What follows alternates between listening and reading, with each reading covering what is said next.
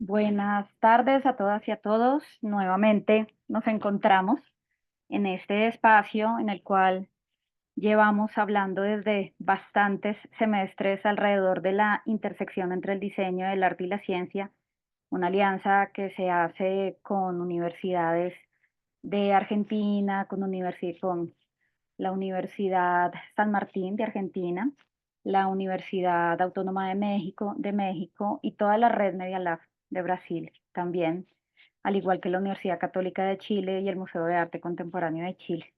Bienvenidas y bienvenidos. El tema del día de hoy van a ser todo lo que implica los comportamientos alrededor de una generación en particular, que es la generación de los centennials.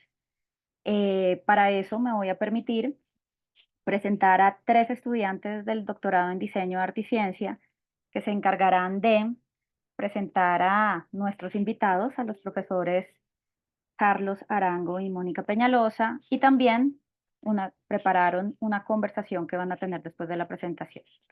Entonces, los estudiantes del doctorado en diseño, arte y ciencia son Viviana del Pilar Cruz. Viviana del Pilar es licenciada en artes visuales de la Universidad Pedagógica, es magíster en derechos humanos, terapeuta de yoga integral y facilitador, y tiene especiales intereses en el juego y la meditación como una herramienta, y también todo lo relacionado con un voluntariado que vincule la permacultura, la sostenibilidad y finalmente pues el vínculo con el territorio, con el propio territorio, como ella lo denomina, es decir, el ser.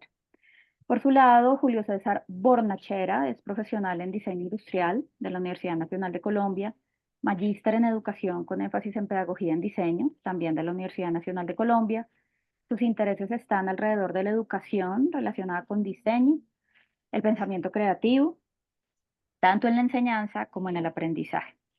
Le interesa en su doctorado que acaba de comenzar todo lo relacionado con investigación-creación, vinculándolo con los aspectos pedagógicos y didácticos en las etapas tempranas de las personas.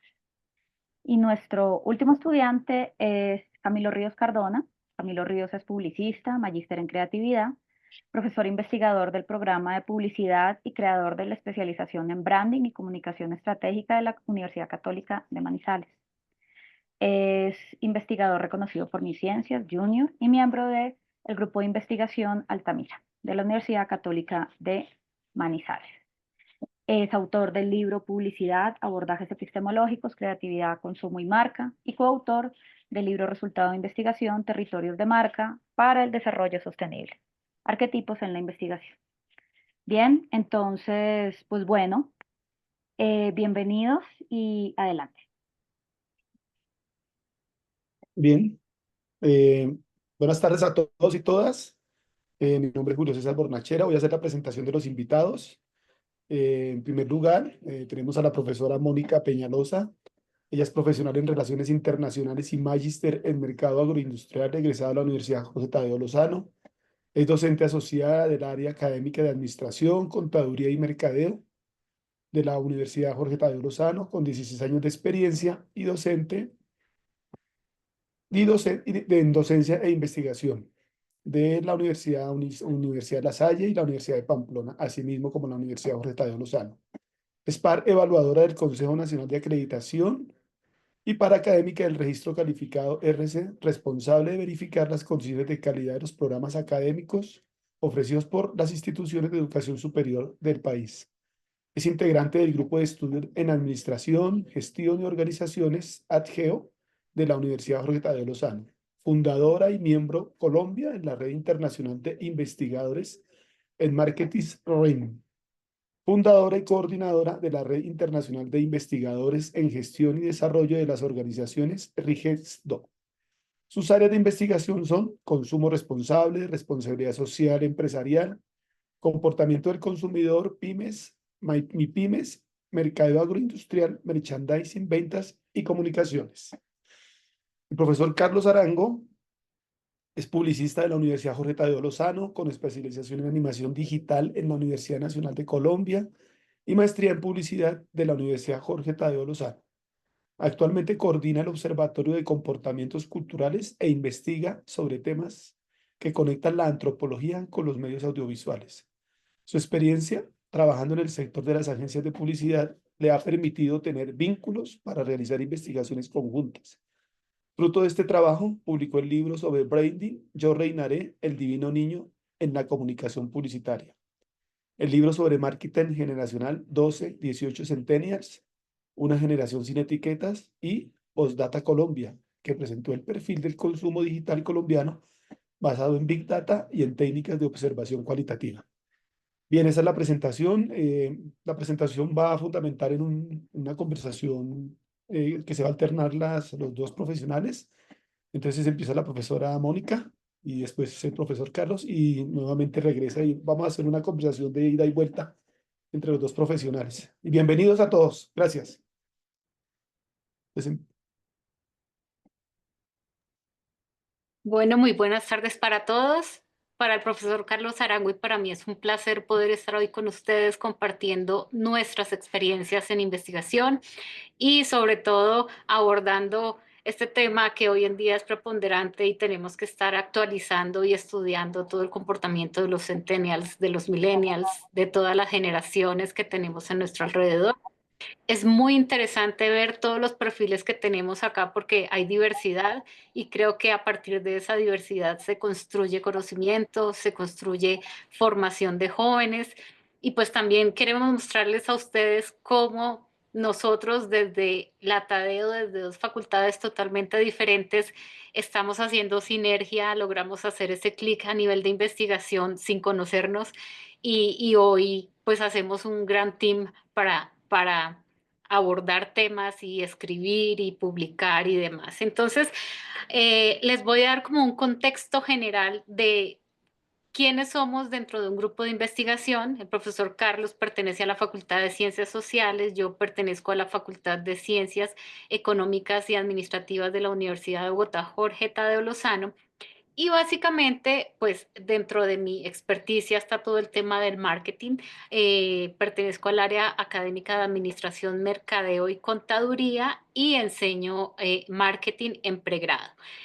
Pertenezco al grupo de investigación ADGEO, Administración y Gestión de las Organizaciones, que en la actualidad está categorizado en MinCiencias, Ministerio de Ciencias, Arte y Tecnología, como A, y somos 9 miembros en la actualidad, 3 asociados, 4 junior y 2 estudiantes de doctorado. Por mi parte soy investigadora asociada. Y dentro de este grupo tenemos una línea especializada en consumo responsable. Esta línea lo que busca y lo que tiene por objetivo es medir y caracterizar en términos psicográficos y demográficos y conductuales al consumidor socialmente responsable. Al principio de estas cátedras, ustedes tuvieron una charla con una par, la profesora Diana López, con quien hemos venido trabajando desde el 2015 y desarrollamos como tal esta línea de consumo responsable. Siguiente, profesor, por favor. Y esta es como la ficha técnica, como el árbol de donde se creó todo este proyecto en consumo responsable. En el 2015 aproximadamente tuvimos como compañera una profesora de la Universidad de Murcia que se vinculó con Utadeo, pero se fue a trabajar a Chile y nos dejó encargado de ese proyecto que había acabado de inscribir ante la Dirección de Investigaciones de la universidad, proyecto el cual comenzamos a desarrollar por fases. Nos dimos cuenta que era más sencillo comenzar a trabajar por fases de la mano con los pares académicos e investigadores que tenemos en América Latina. Y fue así como a lo largo de este tiempo, desde el 2017 hasta el 2024, hemos desarrollado 6 proyectos de investigación que al final del día todos nos conllevan a estudiar cómo es el consumo socialmente responsable. Dentro de estos 6 proyectos es importante mencionar las redes de investigación. ¿Por qué? Porque a través de estas redes es que nosotros hemos podido llevar estos proyectos a otros países y recalcarlos y volverlos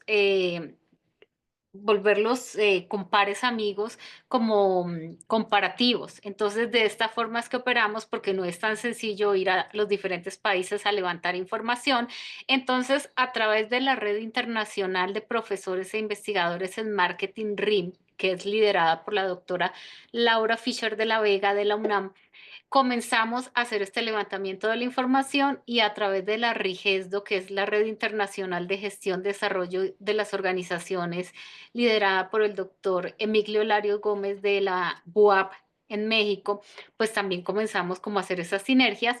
Esto nos ha llevado a, además de tener esta información, trabajar en equipo y comenzar a publicar en cantidad. Si ustedes buscan información sobre nuestro grupo de investigación, van a encontrar diferentes capítulos, libros, artículos de alto impacto que hemos llegado a desarrollar gracias a esas sinergias y cada uno de nosotros tiene una responsabilidad al momento de escribir. En cuanto a países vinculados, pues tenemos a España, que fue la profesora que en un principio nos heredó este proyecto. Luego lo desarrollamos en Colombia, pues porque a pesar de ser un mismo país, tenemos muchas diferencias culturales y queríamos medir cómo era el impacto de consumo responsable en las 4 principales capitales de Colombia que se dio. Luego lo hicimos en México y luego trabajamos con Brasil, en donde hicimos un comparativo. Como bien les dije, hemos tenido varias publicaciones desde libros y capítulos.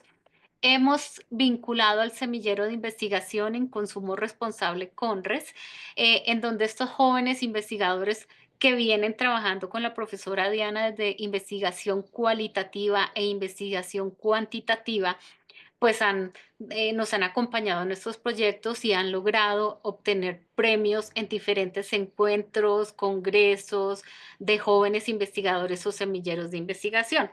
Y a su vez, nosotros como investigadores de MinCiencias, pues hemos llegado a publicar diferentes productos y a recibir diferentes premios. Siguiente, por favor, profesor. Dentro de las publicaciones que tenemos en la categoría libros, pues estos son algunos de los que hemos trabajado en los últimos 6 años. Como ustedes se pueden dar cuenta, hay un volumen grande y esto se logra gracias a las sinergias y a las redes de investigación. Uno solo no logra hacer todo esto. Tenemos el segundo, el verdecito, editado por Utadeo.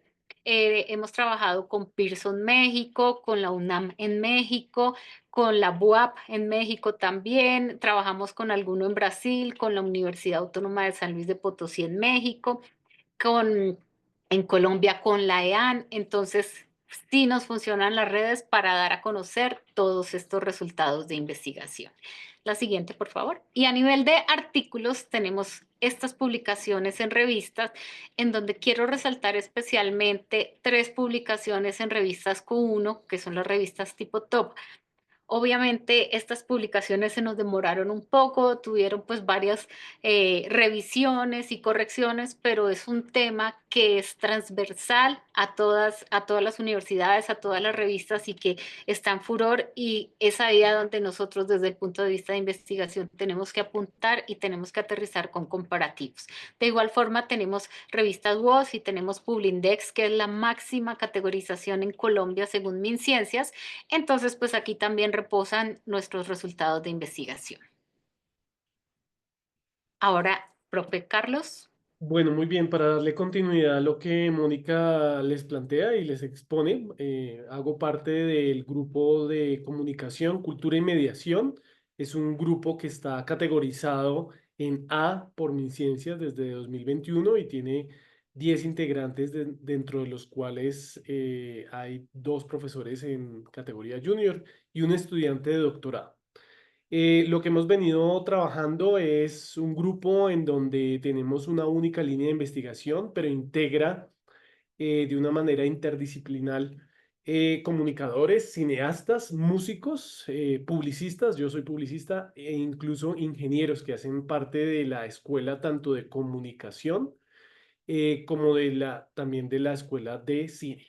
Entonces, nuestro gran propósito es hacer uso de herramientas, sobre todo de índole cualitativo, para tener una comprensión y una visibilización de fenómenos producidos en comportamientos culturales de la vida cotidiana, pues de las personas que efectivamente tienen que ver con nuestro quehacer, que es la comunicación social y el cine y la televisión. En este momento tenemos algunas publicaciones, tenemos libros que hablan de la representación que se tiene sobre la comunicación social en nuestra sociedad.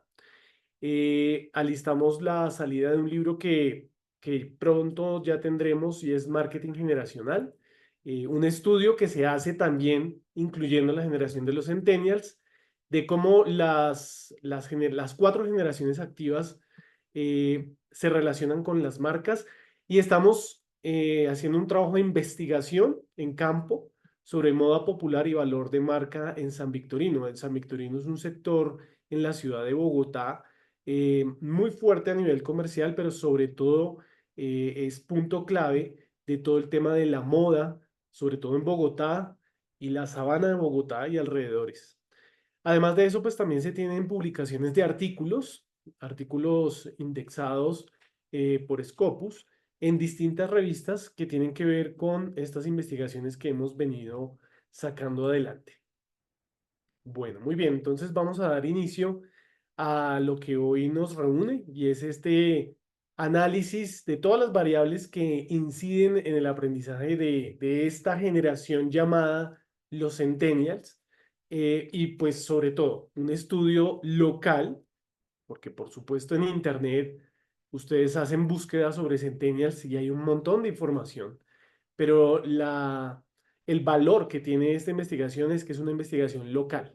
Entonces ese es el verdadero valor y el fruto está en realmente estudiar a nuestros centennials. ¿Quiénes son los centennials? Porque uno podría preguntarse, primero, estos nombres no los pusimos nosotros. Grandes investigadores han venido poniendo nombres a las generaciones y los centennials estamos hablando que nacen a partir de ya esa finalización o mediados de los 90, ¿cierto? Hasta 2010. Entonces estamos hablando de jóvenes adolescentes que en este momento el más grande, el de más edad, está ya activo laboralmente y el más joven de esta generación está terminando su colegio, ¿sí? Está terminando de pasar por esta etapa de bachillerato. ¿Qué características tienen ellos? Pues lo que uno encuentra de la generación a nivel global, ¿no? Esto tema de llamarlos nativos digitales que tienen que ver pues con este tema de la tecnología, ¿no? Saber que son digitales y que tienen una adaptación tecnológica eh, sorprendentemente rápida, que tienen unas habilidades en el tema creativo muy vinculados a la tecnología. Y este estudio realmente surge en 2000, de mi parte, ya Mónica les expondrá, de mi parte surge en 2018, antes de pandemia, cuando con mi vinculación con agencias de publicidad, aparece ese mal sabor que hay de estar trabajando con información de otros países. Ya se venía trabajando con información acerca de la generación de los millennials, trayendo informes de otros países, Estados Unidos, Europa, incluso México, había investigación también de parte de Argentina, pero en Colombia no había investigación muy amplia y entonces quisimos hacer y sacar adelante esta investigación sobre centennials y ese primer capítulo da como resultado el libro que ahorita nombraban que es 12-18 centennials, que es prepandemia. Y luego aparece esta otra investigación que se ejecuta y se hace trabajo de campo en la última parte de la pandemia, la última parte de confinamiento y la salida ya pues de este confinamiento. Así que tuvimos la oportunidad de hacer un abordaje, una parte en confinamiento y otra ya volviendo a la normalidad. Así que ese es el ejercicio. Bueno, ¿qué podemos hablar de la generación? Pues quisimos hacer un abordaje en el tema educativo, porque en esa primera investigación el eje transversal fue el tema de la tecnología y cómo se relacionan ellos con el dinero, pero quedó, digámoslo así, en el tintero eh, el tema del futuro y el tema de la relación con el tema educativo. Así que necesitábamos indagar cómo los centennials tienen hábitos de consumo, relación con la tecnología y sobre todo qué perspectivas tienen sobre la educación y sobre ese futuro. Entonces, el estudio implica una cantidad de variables que abordan relación con sus pares o compañeros, relación con sus docentes y algo importantísimo, la relación que tienen con sus padres de familia. Otra cosa que también indagamos fue cómo ellos ven el trabajo en equipo, si ellos consideran importante el trabajo en equipo o prefieren el trabajo individual o autónomo, y qué tan determinante es a la hora de sacar adelante sus trabajos académicos. Entonces eso era algo importante que queríamos descubrir. Bueno, aquí te doy la palabra, Mónica. Bueno, aquí tenemos como marco teórico algunas de esas teorías tradicionales que encontramos sobre el aprendizaje. Encontramos a Piaget que nos habla sobre el desarrollo cognitivo y él nos explica cómo hay etapas por las cuales pasan los estudiantes y construyen su propio conocimiento a través de la interacción entre los grupos. Encontramos a Liu en donde nos habla de la teoría de la interacción social y el lenguaje en el aprendizaje y básicamente este se basa en la colaboración, en el trabajo en equipo y en todas esas habilidades que podemos llegar a desarrollar al desarrollar trabajo interdisciplinario. Encontramos a Bloom, que nos habla de la taxonomía de Bloom. Esta es muy conocida por los docentes, en donde se clasifican los objetivos de aprendizaje en dominios cognitivos y afectivos. Entonces aquí trabajamos en cuáles van a ser esos objetivos por tareas y cómo se van a llevar hacia los estudiantes.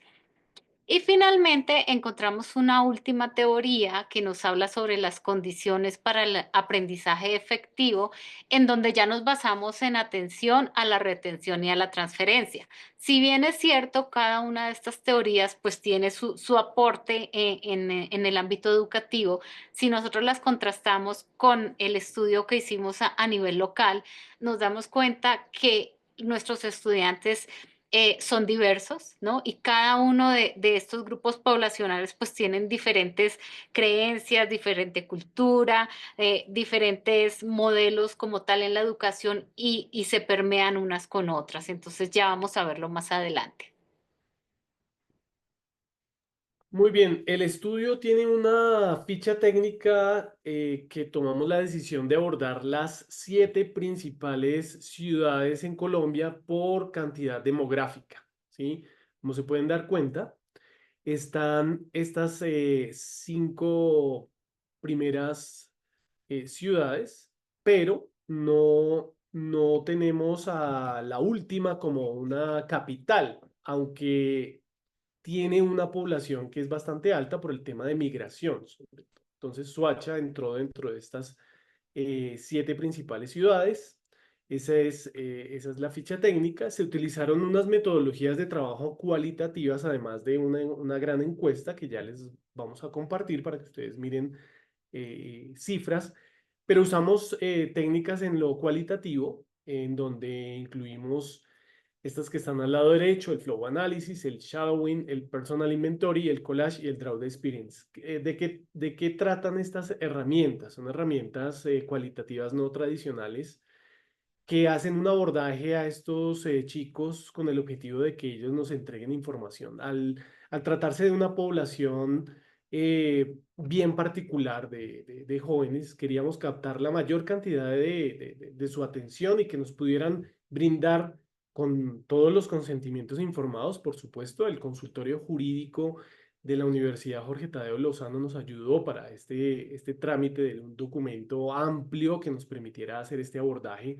donde incluso los padres de familia, pues por supuesto, firmaron, y en conexión con el colegio nos permitieron asistir y permanecer en clases tanto virtuales como presenciales, pero poder desarrollar estas actividades. Como el tiempo no es tan largo para explicarles, les puedo explicar, por ejemplo, el Personal Inventory es una herramienta en donde ellos toman fotografías de cosas muy personales, como por ejemplo, si estábamos hablando de tema de ocio y entretenimiento, que es el cuarto capítulo del libro. Les pedíamos que pusieran en una mesa o en el piso, acomodaran lo que para ellos son estos objetos que pertenecen a ese tiempo de ocio y entretenimiento. Entonces, ellos ponían todos estos juegos, videojuegos o cualquier tipo de objeto que tenía que ver con esa categoría y tomaban una foto y nos las enviaban por WhatsApp. Igual el collage es una herramienta que, como su nombre le indica, lo que pretendía es juntar un tema de recortes que se podía hacer a mano, pero también ellos podían abrir un archivo nuevo en PowerPoint y poner imágenes bajadas de Internet para que nos describieran para ellos algo específico. Una de las preguntas, por contarles una de las preguntas que usamos. Para ustedes, ¿qué significa prepararse para presentar un examen? Entonces, esa pregunta tan abierta la respondían a través de estas herramientas muy gráficas, por cierto, muy unidas a lo que es la generación, que es una generación muy gráfica, muy visual, y esto nos permitió hacer ese trabajo de campo mucho más inmersivo. Aquí hay algunos de los resultados de esta encuesta. Quiero pasarme un instante para que miremos, creo que ahí me están viendo. Este cambio que hice sí muestra. Sí, Sí, ahí señor, está. sí, señor. Sí, señor. Bueno, entonces, como se pueden dar cuenta, aquí tenemos parte de estos resultados. Entonces, quería mostrarles, denme un segundo, a ver si yo me puedo mover, así, es acá, es donde quería que me vieran. Entonces, esto que les estamos mostrando es un poco más a profundidad la ficha técnica en el tema cuantitativo, porque no es solamente un estudio cualitativo, como les acabo de describir, sino que también pudimos hacer una gran encuesta que alcanzó este número, ¿cierto? En las distintas ciudades que acabamos de nombrar. Aquí está el tema demográfico, en sexo y edad, para que ustedes se hagan una idea de lo que pudimos recoger y el abordaje exactamente en dónde se hizo. Entonces, volviendo ya a resultados, entonces hablamos de temas de, por ejemplo, de satisfacción, ¿cierto? Que si se sienten satisfechos en este momento y en este tiempo de estudio. Recuerden que es un abordaje a jóvenes entre noveno, décimo, 11 de colegios, 21 colegios aquí en Colombia. Entonces, hicimos un abordaje para saber el tema de satisfacción. Predilección de asignaturas también. Queríamos preguntarles, se les preguntó qué asignatura es la que más les gusta, pero también se les preguntó qué asignatura es la que menos les gusta. Entonces, estos abordajes, por supuesto, nos permiten hacer un entendimiento de muchas cosas con respecto a la motivación, por ejemplo, y con respecto también hacia el futuro. Porque aunque no lo tenemos aquí en una slide, ahorita podemos navegar a partir también de las preguntas que ustedes también nos formularon, y es un poco entender qué perspectivas tienen ellos hacia ese futuro inmediato, ya sea porque van a estudiar o ya sea porque se van a dedicar a algo, pues digamos que en tema laboral, pero también en sus propios emprendimientos. Aquí hay otros resultados en otras preguntas. Por ejemplo, uno de los abordajes que se hizo fue hacia cuál es su predilección para las metodologías de aprendizaje, de todo lo que han venido conociendo en el colegio, cuál es su metodología de aprendizaje favorita, ¿sí? ¿Cuál es la que considera que en la que más ha podido aprender? Entonces, pero también a propósito de ese momento en el que pudimos hacer el estudio, terminando la pandemia y arrancando ya la normalidad, pudimos presentar o pudimos hacer un abordaje hacia cómo ven ellos las clases presenciales frente a las clases híbridas o las clases virtuales. Y pues hay una rotunda selección de clases presenciales. Dentro de lo cualitativo pudimos encontrar que la pésima experiencia que tuvieron en esa virtualidad por la improvisación, por la falta de preparación de parte de los colegios, pues definitivamente estos chicos prefieren un 74% las clases presenciales, lo cual daría un poco a romper ese mito urbano que se cree de estos chicos son nativos digitales y preferirían la virtualidad. Entonces, pues es importante entender que es una generación que obligatoriamente tuvo que vivir este periodo en confinamiento y en virtualidad sus clases. Ninguna generación anterior ha tenido que obligatoriamente vivir esa virtualidad. Las generaciones anteriores han tomado la decisión de tomar un posgrado o un pregrado en virtualidad, pero estos chicos tuvieron que vivir esa etapa, una etapa en donde claramente se truncó la relación con otros. Recuerden que es un momento complejo para el tema de relaciones con otros, noviazgos y bueno, todo lo que implica el pertenecer a los grupos. Así que pues este punto fue importante a la hora de abordarlo. Por ejemplo, una de las grandes preguntas que teníamos por hacerles a ellos es si ellos consideran que las redes sociales son una herramienta para estudiar. Y, y ellos consideran notablemente en sus respuestas que las redes sociales sí sirven para estudiar, ¿no? Ellos las marcan de una manera positiva y consideran allí que pueden encontrar recursos educativos a nivel cualitativo, contrarrestando un poco o complementando, perdón, un poco la información cuantitativa. Encontramos gente que nos decía, chicos que nos decían, si yo no le entiendo al profesor, yo sé que tengo un canal en YouTube donde puedo mirar y buscar esta información. Así que YouTube se vuelve esa red social donde pueden aprender cosas. Ahora, ¿cuánto tiempo permanecen en las redes sociales? Pues eso sí lo sabemos. Pensaríamos que demasiado tiempo permanecen en las redes sociales. Y no necesariamente para estar estudiando, porque también complementamos la investigación con el tema de ocio y entretenimiento, con el objetivo de entender qué dinámicas y qué tipo de actividades hacen en sus tiempos libres y pensar y mirar si más allá de las redes sociales hacen otras cosas.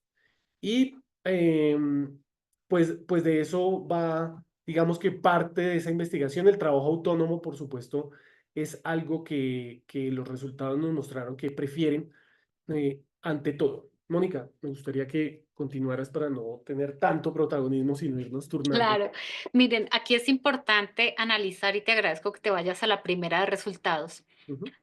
Analizar todo el tema de percepción, porque muchas veces nosotros creemos que los estudiantes tienen una percepción acerca de, y cuando vamos a evaluarles esa percepción es totalmente diferente. Y aquí viene el tema de la comunicación a jugar un papel importantísimo, porque por ejemplo, cuando teníamos casi el 70% de estudiantes satisfechos con la formación que tenían en la actualidad, si nosotros medimos ellos cómo conciben esa satisfacción, hablábamos de calidad en la enseñanza, cómo se les estaba dictando las clases. Sin embargo, nos dimos cuenta que por la pandemia y todas las herramientas que tuvimos que utilizar a última hora los profesores y como sobre el momento, pues definitivamente, si hacemos ese estudio en este momento, la cosa va a ser totalmente diferente porque ya estamos mucho más actualizados, con más plataformas de por medio. Entonces, es importante que analicemos ese tema de satisfacción y de percepción. Esto se está moldeando cada día más. Y los estudiantes, los jóvenes, son muy curiosos, son muy críticos y se permea con esto. Ahora sí, pasemos a la siguiente, Carlos, por favor. Miren acá en esta diapositiva el trabajo autónomo, ellos cómo lo desarrollan en distintos espacios y eso es otra cosa que tenemos que estar analizando. ¿Qué tantos estudiantes prefieren hacer su trabajo autónomo desde la casa? El 86%, es decir, que ellos prefieren salir del colegio, ¿no? Y desarrollar sus actividades, sus tareas en la casa. Solamente el 13% va a hacer consulta tradicional en biblioteca. Y si a esto lo ampliamos a accesos a bibliotecas en líneas, pues valdría la pena mirarlo. El 69% prefiere trabajar solo y esto tiene que ver muchísimo con la parte socioemocional. Hoy los jóvenes, cómo están interactuando entre sí, qué tanta aceptación están teniendo y eso cómo recae en toda la parte de formación. Y el 31% prefieren trabajar en equipo, ¿no? ¿Y qué es para ellos trabajar en equipo? ¿Es tener un líder o es tener en porcentajes iguales participación en el desarrollo del trabajo? Y la siguiente nos está mostrando las dificultades en el desarrollo de su aprendizaje. Entonces, muchas veces ellos se encuentran en el tema de la rigurosidad de los profesores, que está medido en un 67% como algo que les trunca su modelo de aprendizaje. ¿Hasta qué punto rigurosidad para ellos puede ser para el profesor no rigurosidad? ¿No? Entonces, ¿qué es la rigurosidad? Y por otro lado, ¿cuántas tareas, cuántas actividades extracurriculares tienen para hacer? La aplicación de las actividades, ¿cómo la están aplicando? ¿A través de qué tipos de tecnología? ¿A través de qué medios? ¿No? Y cómo están interpretando las actividades que deben desarrollar, cuál es ese paso a paso, cuál es la instrucción que se les está dando como tal. En cuanto a las actitudes, esto es algo que entre las preguntas que nos enviaron para ahora el debate, es importantísimo analizar cómo las actitudes pueden llegar a ser positivas o negativas en un momento dado y en ese proceso de aprendizaje. Entonces, ¿hasta qué punto el desánimo, que es el que mayor participación tiene entre los estudiantes, hoy en día es percibido por los que están alrededor de los estudiantes? ¿Y qué es el desánimo? ¿Es tener algún problema afectivo? ¿Es tener algún problema de comunicación? ¿Es tener algún problema de interrelación, o es no entenderle al profesor, o tiene que ver con su parte familiar, ¿no? Entonces, ese desánimo, ¿a qué se debe? De igual forma, el desinterés.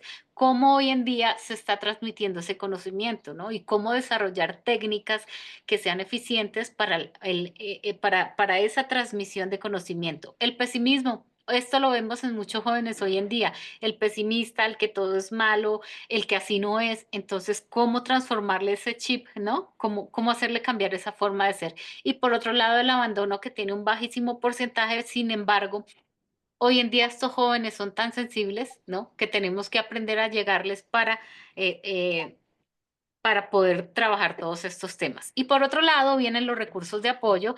Ya los dijimos que hoy en día nuestros chicos trabajan mucho las redes sociales, pero ellos consideran los recursos digitales todo lo que son blogs, libros digitales, redes sociales, buscadores como Google Scholar, YouTube, infografías. Ellos son más visuales. Y definitivamente la metodología aquí fue vital, porque si hubiéramos solamente aplicado una encuesta, seguramente los resultados no hubieran sido tan fuertes desde el punto de vista visual, y ellos cómo interpretan a través de imágenes y cómo a través de metodologías creativas pudimos obtener los resultados. Entonces, ahí vale la pena analizar cómo le estamos llegando desde el punto de vista de investigación a estos jóvenes para el levantamiento de la información. Moni, a mí me gustaría que viéramos acá, a propósito de Ujú. las que acabamos de plantear, un poco los interrogantes que se plantearon desde las preguntas y entender muy bien cómo esto que acabas de decir aplica para distintas poblaciones. Uno podría decir, ¿será que el chico de Bogotá es muy diferente, por ejemplo, al de Cartagena? ¿O el de Bogotá es distinto al de Soacha, que está aquí muy cerca? Y hay varias cosas. Este es un Power BI que construimos para un poco navegar este tema. Y es esa relación que tú lo nombrabas con su familia. ¿M? Entonces, hay varias preguntas que tenían que ver con lo familiar, unas que son importantes. Entonces, les queremos mostrar. Hay una pregunta que tiene que ver con la importancia eh, que ellos creen que la familia tiene en la decisión de la carrera, de lo que van a estudiar hacia el futuro, ¿sí? Y fíjense, contestando esa pregunta dicen, para mi familia es muy importante lo que yo decida estudiar. Entonces, tienen una percepción de que su familia eh, está pendiente de ese futuro que tienen ellos de aquí en adelante. Pero estábamos hablando del acompañamiento, ¿cierto? A la hora de estudiar. Y fíjense, esta cifra, no sé si se ve muy pequeña, ustedes me dirán, podemos ampliarla si llegara a verse muy pequeña, Pero fíjense cómo la familia está en tercer lugar y está en un porcentaje a duras penas del 7.2, un porcentaje bajísimo, en una pregunta que tiene que ver con el tema de, para usted cuando estudia, ¿con quién prefiere estar acompañado haciendo ese estudio, esas tareas, ese aprendizaje, esa búsqueda de información? Entonces, fíjense cómo la familia aparece en un tercer lugar con un muy bajo porcentaje. ¿A qué punto voy yo específicamente? Pues a que, hablando del estado de ánimo, entre positivo y negativo, que aunque hay un porcentaje alto de positivo, no es menor el casi 23% de esa negatividad, ¿sí? Y tenemos que ser conscientes de que uno de los grandes hallazgos es esta brecha que existe entre los adultos, la familia, sus padres de familia o, o adultos responsables y esta generación. Y uno de los grandes hallazgos que tenemos y dentro del análisis de toda la información es el tema de la tecnología. Al considerar que los adultos no manejan la tecnología que ellos manejan, se abre una brecha entre ellos, una brecha de comunicación y por supuesto no los incluyen en estos procesos de aprendizaje porque consideran que pues los adultos no manejan el tema de las redes sociales, de la tecnología. Miren aquí el detalle de si consideran que las redes sociales son un recurso para estudiar. Y si nos movemos por ciudades, el porcentaje, o sea, no podemos decir, no, es que es Bogotá quien solamente piensa así. Medellín, igual, Soacha, Barranquilla, Cali, Cartagena y Cúcuta.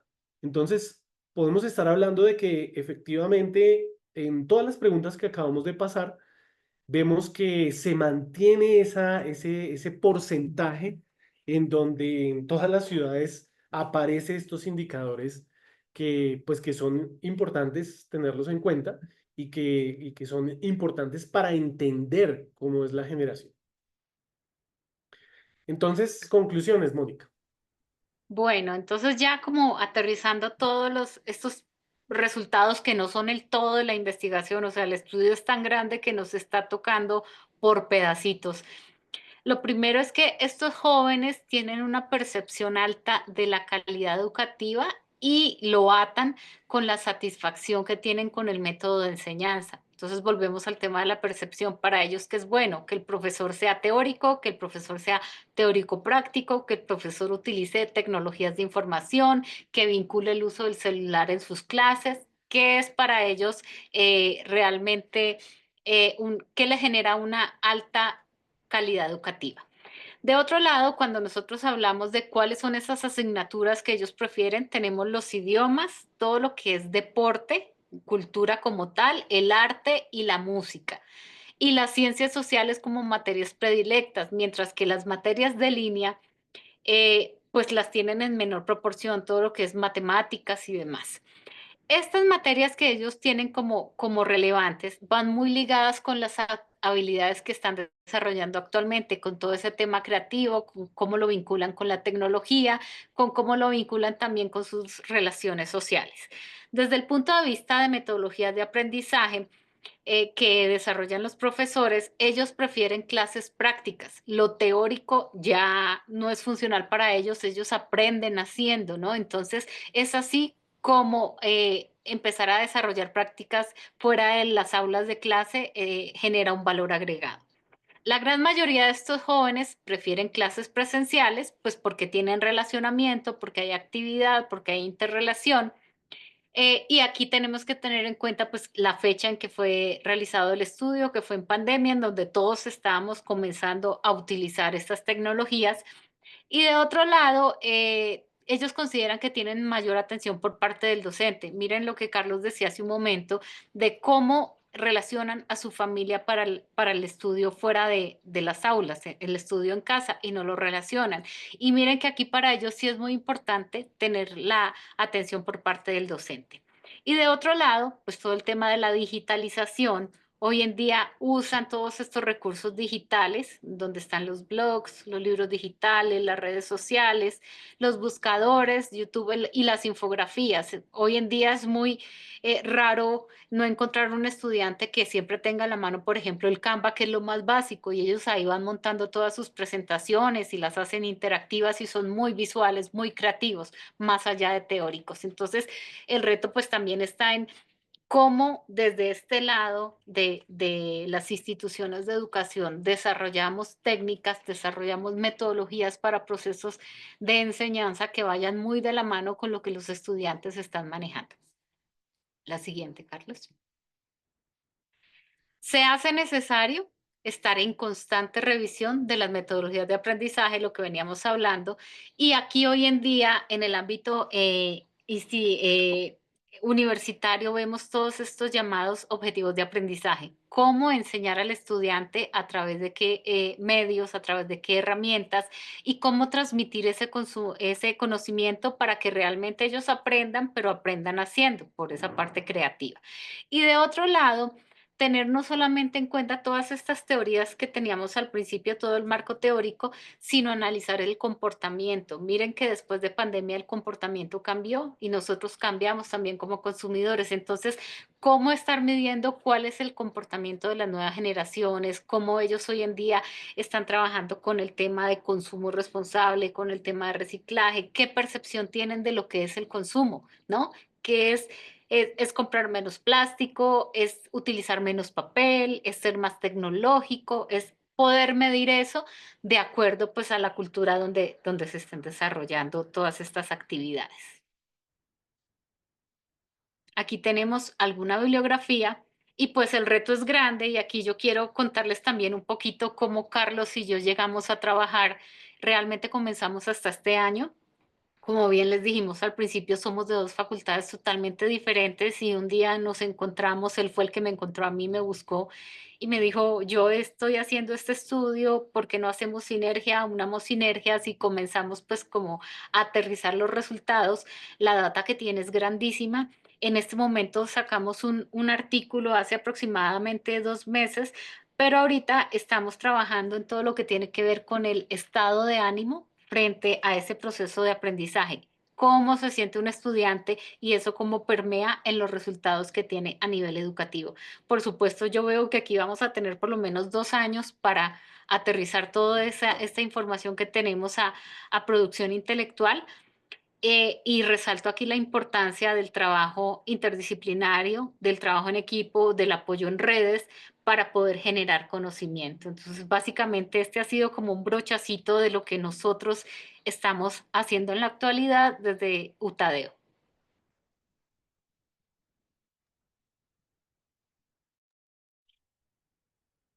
Bueno, muchísimas gracias, Camilo y Julio. Adelante. Bueno, profesora Mónica, profesor Carlos, muchas gracias. Un pequeño resumen de lo que se ha expuesto. Se hace un trabajo alrededor de los centennials, se define su punto de inicio, finales de los 90, más o menos sobre el 2010 está haciendo digamos, el escenario de tiempo en los que se desenvuelven los centennials. Se hace un análisis sobre los aprendizajes, sobre la adaptación a la tecnología, sus procesos de digitalización. Se observan también dentro de la muestra o dentro del análisis del estudio los desarrollos cognitivos, la interacción social, la taxonomía de Bloom y las condiciones para un aprendizaje efectivo de 4 autores que se observan aquí en el análisis. Finalmente, la metodología cualitativa no tradicionales como el flow analysis, el shadowing personal, el collage, que nos parece muy interesante para los que somos profesores, porque es abordar unas personas que aún están en procesos de formación y que van a ser una generación muy interesante porque fue la generación esencialmente la que le correspondió la pandemia, ¿no? Entonces vamos a ver qué efecto tiene eso en el futuro. Estamos viendo que están terminando el bachillerato. Como decía la profesora Mónica, están iniciando sus carreras universitarias y es muy interesante, es un reto o es intrigante, tal vez el término no sea el correcto, pero es interesante saber qué va a pasar con ellos, ¿no? Finalizando inclusive esta década, ¿no? Entonces, quiero darle la palabra a Camilo para las preguntas y muy agradecido por la oportunidad. Camilo. ¿Me ¿Está confirman Camilo? si me escuchan, por favor? Sí, Camilo, sí. Sí. Muchas gracias, queridos compañeros, profesores invitados. Tenemos una pregunta del público, pero antes quería agradecer por el contexto que nos dieron en el primer momento de la conferencia. De paso, felicitarlos. Yo también soy publicista y sé lo difícil que es combinar actividad disciplinaria con actividad académica. Eh, Aquí en Colombia, para los que nos ven de otros países, en la universidad pública, en la institución educativa pública eh, de educación superior, no hay programas dedicados a la publicidad. Los que quieren estudiar publicidad tienen que ir a universidades privadas, como la Tadeo, la Católica, la Bolivariana, la Central. Y así sucede también con los que nos gusta investigar y trabajar para las marcas. No podemos, no tenemos, no contamos con presupuestos desde lo público. En algunos casos es muy difícil desde lo privado. Las marcas no quieren invertir un año en una investigación porque, como sabemos, el mundo de la publicidad diariamente exige que se hagan investigaciones de manera muy superficial en algunos casos, pero porque necesitamos es contenido y data en tiempo real para poder llevar a cabo la parte creativa de los objetos de consumo que diariamente se publicitan en, en los medios de comunicación, en las redes. Entonces, a partir de ahí, creo que en su discurso y en su narrativa han dado respuesta a algunas de las preguntas. Vamos a darle la palabra aquí a un asistente, Carlos, para que haga preguntas y vamos siguiendo con la conversación. Carlos, por favor, pregunta.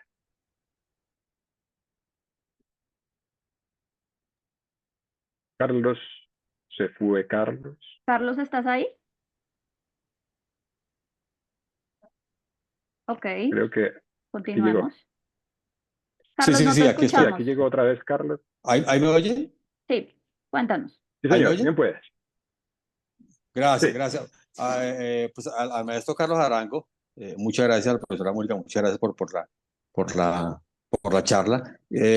Digamos que en términos de investigación etnográfica, el cual el profesor Carlos Arango es un experto en la materia, quería preguntarle más allá de la experticia, profe Arango, ¿cómo hacer para que los pelados realmente se enamoren de la investigación? Como usted lo decía, ellos son enamorados de la infografía, pues no es un dato menor, enamorados de la tecnología, ¿sí? La comunicación entre sus padres o acudientes, personas que están al lado de ellos, que no son de su generación, es muy difícil, no solo en términos de tecnología, sino en términos de lenguaje. ¿Cómo hacer, profesor, o cómo han hecho ustedes para que esa generación se enamoren de la investigación, que es tan difícil que eso suceda? ¿Cómo lo han logrado ustedes, profesor Arango? Bueno, Carlos, sí, gracias por la pregunta. Definitivamente, eso ya es uno de los hallazgos que tenemos de esta investigación, porque la misma, al querer volver a, de alguna manera, a dar gracias a estas instituciones que nos permitieron entrar, pudimos hacer exposición de estos resultados. Y la misma exposición de estos resultados nos dio muchas respuestas con respecto a esta brecha tecnológica que también tenemos con los docentes, los profesores. Antes de nosotros enamorarlos a ellos de la investigación, nosotros tenemos que tener un nivel competitivo en el tema tecnológico. ¿Qué es lo que está sucediendo con las generaciones de nosotros? Que no queremos aprender sobre la tecnología. Pero no se trata de hacer videos chistosos en TikTok, porque eso fue una de las respuestas que me dio uno de los docentes en un colegio que visitamos para mostrarle los hallazgos. Un docente me pidió la palabra y me agradeció por la investigación, pero me dijo que la conclusión de él era que tenía que ponerse a hacer videos chistosos en TikTok y que eso él no lo iba a hacer, que para eso a él no le pagaban.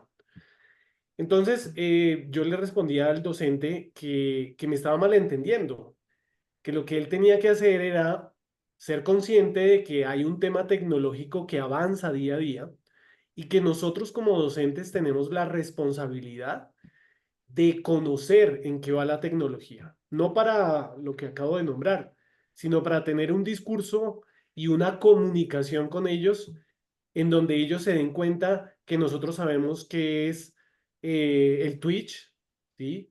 O si consideran ellos que el punto de encuentro es en Discord, o si estamos con el tema de inteligencia artificial, no simplemente nombrarla, sino usarla, porque pues está a disposición de todos y está fácilmente en la nube. Así que hay una falta de un proceso de actualización por parte de los docentes. Y antes de ponernos nosotros a convencerles de que la investigación tiene una importancia, nosotros tenemos que ponernos a tono con el tema tecnológico para poder hablarles en su campo, en su experticia, y de esa manera ofrecerles herramientas de investigación que están ahí mismo, dentro de ese ecosistema digital que ellos consideran su casa, y es este tema de las redes sociales.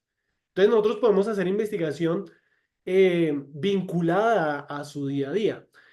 Si nosotros, por ejemplo, hubiéramos tomado una posición muy conservadora, no hubiéramos podido obtener tanto material. Entonces yo podría haber dicho, no, el collage se hace en cartulina con recortes de revista y Pegastick. Y tiene que escanearlo y mandármelo por correo electrónico. No, si nos ponemos en esa tónica tan conservadora y no entendemos que son chicos que se mueven en digital y en Canva, nos arman un collage muy rápido, copiando y pegando o incluso generando imágenes de inteligencia artificial para transmitir un concepto y me lo ponen en un board de Canva y eso me lo envían vía WhatsApp, pues estoy creando un mayor espacio en esa brecha que tenemos con esta generación de jóvenes que muy desde lo publicitario y muy desde el mercadeo, que es pues nuestras áreas de trabajo, pues son clientes. Y esa es otra cosa que tenemos que entender. La educación ha tenido un tabú al referirse a los estudiantes como clientes. Y desde mi perspectiva, y creo que igual Mónica piensa igual, cuando pensamos que no podemos llamarlos así porque está terrible llamarlos así, pues vamos perdiendo. Entonces, la invitación, Carlos, con la pregunta que usted hace, es que tenemos una responsabilidad, pero también tenemos incluso una responsabilidad con nuestros hijos. Y aquí hay personas que tienen hijos que pertenecen a esta generación. Tenemos una responsabilidad enorme de ponernos al día. No, vuelvo y repito, no para estar haciendo videos chistosos y subirlos a TikTok, sino para saber de qué trata todo este tema de la tecnología, en qué va, qué es lo nuevo, qué se está creando, qué herramientas podemos usar, qué espacios de este ecosistema digital podemos usar más allá de un Facebook, porque otros profesores me decían, pero profesor, si yo tengo y subo todo por Facebook, y yo le decía, pero Facebook no es un ambiente en donde estén sus estudiantes.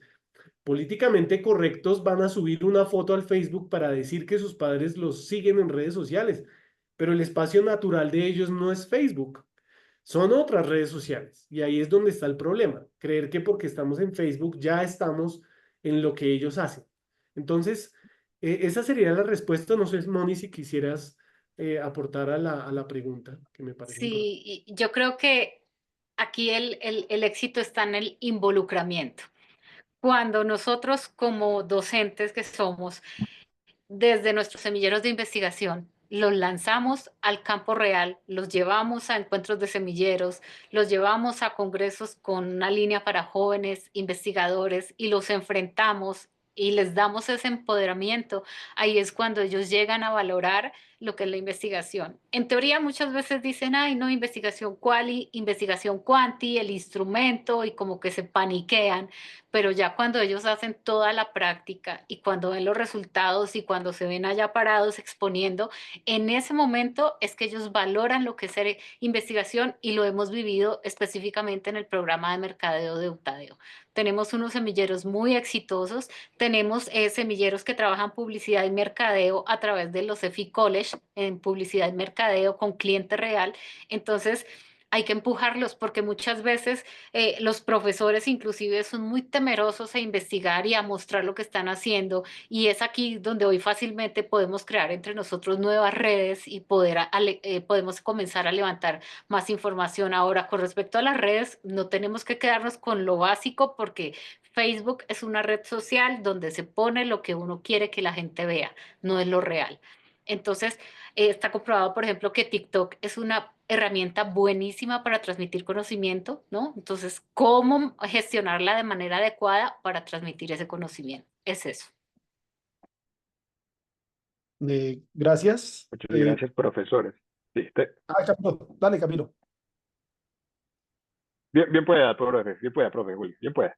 No, es que quería, de todas maneras, siempre, la pregunta suscitó, por ejemplo, en el caso mío, el interés de siempre mío es como los procesos pedagógicos de enseñanza y aprendizaje. Fíjense que la pregunta cruza todos esos elementos que se están suscitando en este momento tan crucial en la historia, y es el problema de qué hacer con todas estas herramientas que tenemos, qué hacemos nosotros los profesores de esta generación, y la generación que viene de maestros y la generación que está por encima mío. ¿Qué hacemos con todo esto? Eso es como la pregunta que no les pido por favor que me la respondan, sino que simplemente la dejo ahí en el aire para que nos hagamos esa reflexión. Casi que todos los que estamos aquí tenemos que ver con la educación. Y es interesante esa perspectiva de ellos dos, que es diferente a la de los pedagogos normalmente, ¿no? Es interesante. Y el debate sobre la situación de lo que plantea el profesor Carlos, sobre la opción de decirle o plantear que el estudiante puede ser un cliente. Yo creo que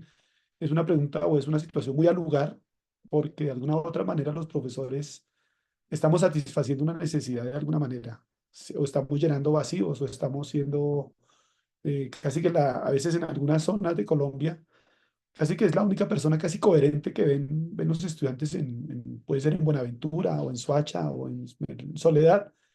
Casi que el maestro o la maestra son las únicas personas que en su día a día tienen algún tipo de objetivo en su vida, y eso, y nosotros, y yo, por ejemplo, que soy profesor, reconozco esa importancia y reconozco a mis estudiantes y los valoro mucho. Hay algunas preguntas en el chat. Me gustaría plantear una que estaba por aquí, que se dejó en el tintero, y es sobre si el estudio tuvo en cuenta, por ejemplo, los distintos estratos. Y evidentemente, pues cuando uno mira el estudio, se hizo en Barranquilla, en Cartagena, y cada ciudad pues tiene unas realidades, y dentro de cada ciudad pues hay unos estratos, y la pregunta tiene que ver con eso. ¿Se detectó de alguna u otra manera si eso afecta las oportunidades de desarrollo personal o profesional de los estudiantes? No sé, no sé si la profesora Mónica o el profesor Carlos nos pueda... Sí, efectivamente, estaba también leyendo la pregunta, pero también hay una pregunta que tiene que ver con el tema de la virtualidad, si se incluyeron colegios virtuales a Sí. propósito de esa respuesta mayoritaria hacia la presencialidad. Fueron 21 colegios y muchas cosas se nos quedan por fuera de este estudio porque sabemos la importancia de un país tan grande en el tema rural, ¿cierto? Entonces se nos queda la parte rural por fuera, que sí daría para otra investigación definitivamente, porque es otro mundo, es otra situación. Así que lo rural se nos queda por fuera. Se nos queda por fuera, sí, esta virtualidad que cada vez crece más, y en la virtualidad está todo esto que está sucediendo hoy en día, y es esta movida del homeschool y de todo lo que son colegios virtuales, y estamos hablando de no colegios que se volvieron virtuales por pandemia, sino de colegios que vienen desde hace muy buen tiempo. Por darles una idea, el colegio de la Universidad Católica de Medellín es el cibercolegio, lleva ya casi 15 años en virtualidad. O sea, no es un tema que surge a partir de pandemia, sino que efectivamente tenemos opciones de colegios virtuales. Y este tema del homeschool, pues por supuesto también va en crecimiento, tanto que les preocupa a los colegios, y no es menor, más aún cuando estamos viendo el cierre de colegios tan tradicionales e importantes como por ejemplo el San Fasón, que hace unos días anunció el cierre pues de sus instalaciones, que no va más. Entonces, en ese sentido, sí se nos queda por fuera, pero el abordaje incluyó todos los niveles socioeconómicos, eh, tratando de homogenizar con otros países. Tenemos nivel socioeconómico bajo, medio y alto en todas las ciudades. Entendiendo que en Bogotá pues teníamos mayor cantidad de colegios, pudimos hacer abordaje hasta 3 colegios de cada uno de estos niveles socioeconómicos. Así que la inclusión del tema de nivel socioeconómico sí fue clara y se hizo con el objetivo de tener esa amplitud y poder hacer un diagnóstico muy amplio del joven colombiano y no solamente el joven con poder adquisitivo o también no solamente el joven con dificultades económicas, sino un diagnóstico general, y por eso se incluyeron los tres grandes niveles socioeconómicos fueron incluidos.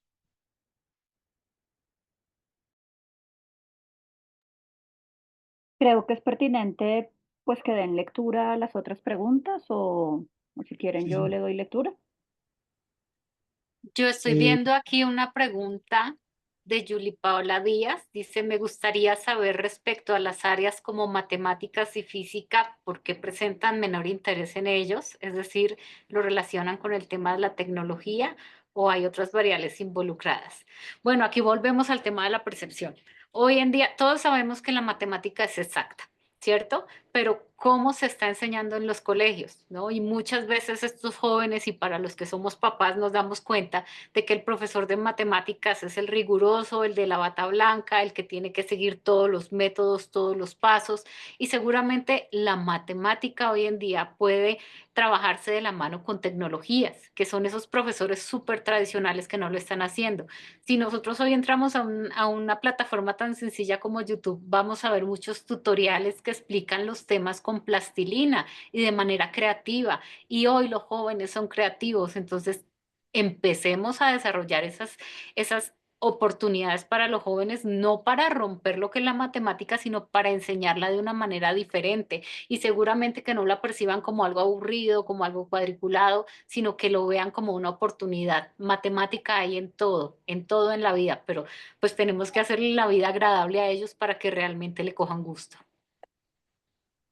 Profe Mónica, hay una pregunta que cruza implícitamente lo que usted plantea y es el desapego a las áreas básicas o a las áreas de ciencia. Y eso está cruzado por las cuestiones emocionales. Entonces la pregunta es, ¿qué estrategias se pueden implementar para mejorar el bienestar emocional en el contexto educativo? Pero es una pregunta difícil, me imagino, porque es muy... Pero mira que yo te voy a responder con algo tan simple. Hace poco salió esta película de las emociones y si uno lo analiza desde el punto de vista de psicología, es una película para adultos, ¿no? Y todo el mundo dice, ay, ¿por qué es de muñequitos? Es para niños. No, es una percepción desde la adultez, cómo trabajamos el tema de las emociones y esto lo trasladamos hoy al ámbito educativo. Entonces, muchas veces cuando hablamos, por ejemplo, de aplicación en un target general de todos los estratos socioeconómicos, podemos llegar a encontrar que la presión social, que el hecho de ser aceptado por un grupo poblacional, que las relaciones que dependan de gustos o de tener o no tener entre los jóvenes hoy en día, eso es preponderante, ¿no? Y esto influye también en el comportamiento de consumo. Y puede ser que un joven no sea así, pero esa presión lo lleva a que sea así. Entonces, eso también tiene que ver con lo que viene detrás de la familia. ¿Qué ha inculcado la familia en esos jóvenes? ¿Cuáles son esos valores? ¿Cómo lo han trabajado? O el joven sencillamente va al colegio, sus papás trabajan y él está suelto por el mundo, ¿no? Entonces va a ser un joven retraído, va a ser un joven que fácilmente se va a dejar llevar por otros, no va a ser un líder. Y eso tiene que ver con esto, con las emociones y cómo actúa en el medio. Moni, a mí me Ujú. gustaría complementar todo lo que has dicho de nuevo al Power BI que construimos para mostrarles un poco los resultados. Y miren estos resultados con respecto a ocio y entretenimiento, el tiempo de esparcimiento que ellos tienen.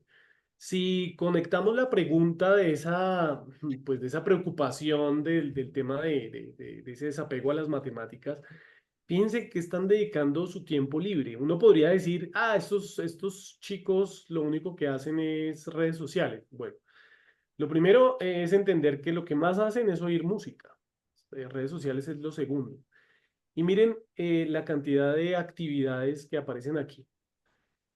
Una estrategia interesante sería de alguna manera vincular ese amor por las matemáticas de una u otra forma, en el sentido en que si estoy viendo contenido en plataformas de televisión, podría ese docente precisamente de matemáticas recomendar algunos contenidos que tienen que ver con la importancia de la matemática en la vida o en la vida de personas importantes a nivel global. Bueno, qué sé yo, pueden haber estrategias que tengan mucho que ver con este asunto, ¿no? Y podríamos pensar incluso el incentivar la lectura, porque fíjense que la lectura no, no está de primeras. Estamos hablando de una lectura en ocio y entretenimiento, no ocupa, prefieren primero limpiar la casa a leer, por ejemplo. ¿Sí? Entonces hay un desapego que es notable hacia la lectura, por ejemplo. Más que, si preocupa lo de la matemática, pues aún es más preocupante el tema de la lectura, por ejemplo. Entonces tenemos una responsabilidad enorme. Yo siento que esta generación que es producto de los influencers, pues nosotros como docentes deberíamos ser influenciadores de estos chicos hacia las prácticas que por supuesto les benefician, pero pues está de nosotros ponernos a tono primero y luego pues contarles e incentivarles estas buenas prácticas, creo yo. Siguiendo en esa línea, profes, quisiera sus pensamientos sobre el concepto de identidad, porque toda esta fábrica de subjetividades que ha creado la era digital, ¿cómo se relaciona esto un poco con el impacto que tienen las marcas en los consumidores? O sea, porque el ciudadano digital está interconectado y multiconectado con todo al mismo tiempo, pero asimismo su identidad es un poco difusa. Entonces, desde esos estudios que han hecho y desde las categorías que han manejado, ¿cómo comprenden o cómo se acercan al concepto de identidad? Sí, mira, efectivamente, Camilo, hay uno de esos hallazgos a nivel publicitario ya para ponértelo en la industria a la que pertenecemos. Y es que a esta generación no les gusta que hablen del grupo, más de lo individual que lo de grupal. No les gusta esa comunicación que habla a lo general, a la masa, al meter dentro de un gran grupo a las personas. Prefieren ellos como consumidores una comunicación directa. Y en ese sentido, pues predomina aún más esa comunicación tan minuciosa que se hace en este tema del ecosistema digital, ¿no? Cuando estamos hablando de un comercial de televisión, pues claramente es muy masivo y el lenguaje se vuelve muy masivo con ese objetivo de alcanzar grandes eh, pues grupos objetivos. Pero aquí estos chicos prefieren una comunicación mucho más directa, una comunicación mucho más personal, una comunicación por parte de la marca de manera individual y directa. Pero hay otras cosas importantes. Con este ADN que traen de las causas y de lo ecológico, son chicos que al navegar precisamente de manera natural en el ecosistema digital, buscan marcas que sean mucho más contundentes en su discurso. Significa que si son o apoyan todo el tema o el cuidado del medio ambiente, que sea real, que si ellos se ponen a buscar en su sitio web o buscan en internet eh, evidencias de que esta marca realmente contribuye al medio ambiente, que sea real, ¿sí? Que si este labial dice que no testea en animales, que eso se demuestre. Que si están reduciendo el uso de agua para hacer este tipo de ropa, que eso se demuestre. Que tienen buenas prácticas, digamos, a la hora de vincular gente en el trabajo laboralmente, que tienen espacios laborales adecuados, que eso sea evidenciado. Entonces, digamos que en ese sentido, como grupo objetivo, son exigentes en ese sentido porque son capaces de buscar información. No comen cuento tan rápido porque se mueven muy rápido, sacan su celular, buscan y se dan cuenta de que la información no es real y quieren una comunicación mucho más cerrada e individual que lo que antes veíamos que era tan general y tan amplia. Entonces, en ese sentido, vienen siendo marcas que les sirve a ellos para identificarse, ¿no? Para permanecer. Entonces aparecen marcas de ropa como True y marcas que les gusta, por ejemplo, apoyar marcas que no son tan masivas, aunque dentro de lo que estamos viendo en esta nueva investigación que estamos haciendo con el programa de moda, estamos encontrando que hay como una incoherencia, ¿no? Pues bueno, son adolescentes, ¿no? Entonces la incoherencia, pues fácilmente, si somos incoherentes los adultos, pues más los adolescentes, ¿no?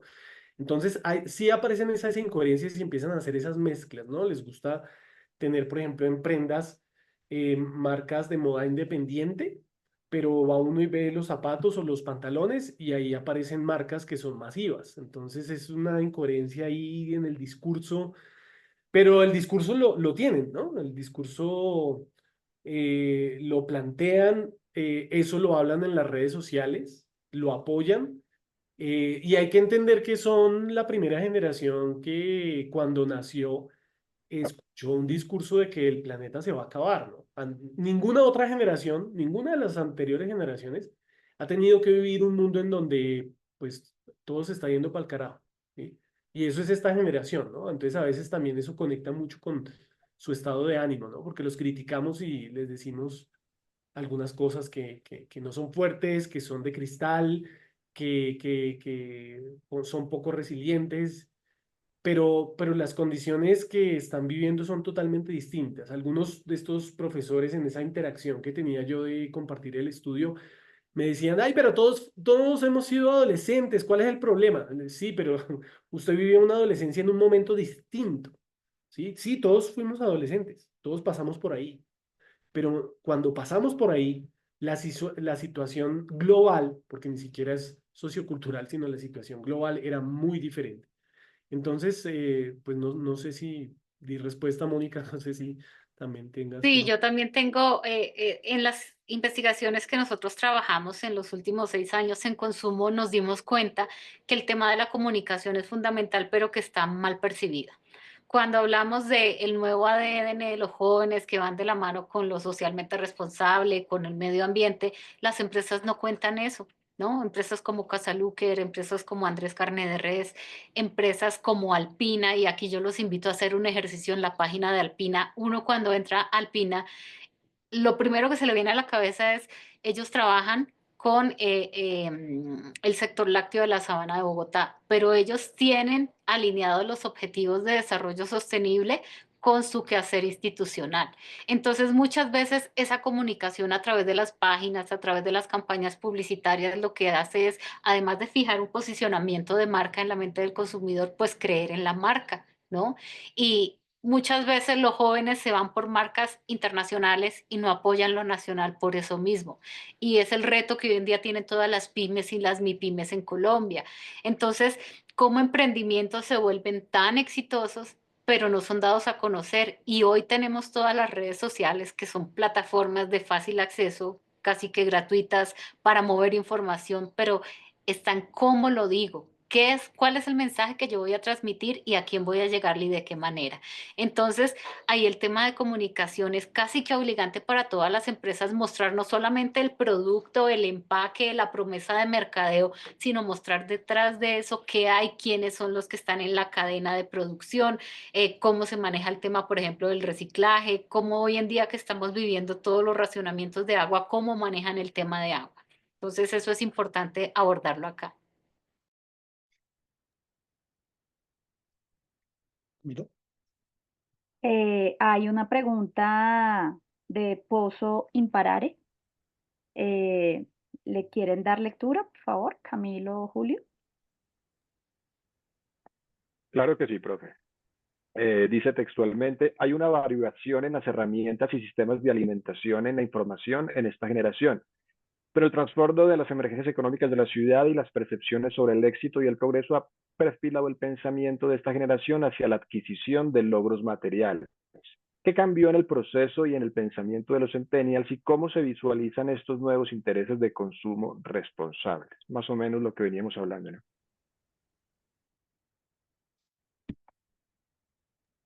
Claro que sí, mira, aquí tiene que ver con cómo se percibe primero el consumo responsable. Yo puedo decir, yo soy un consumidor socialmente responsable, pero ¿cómo lo llevo a la realidad?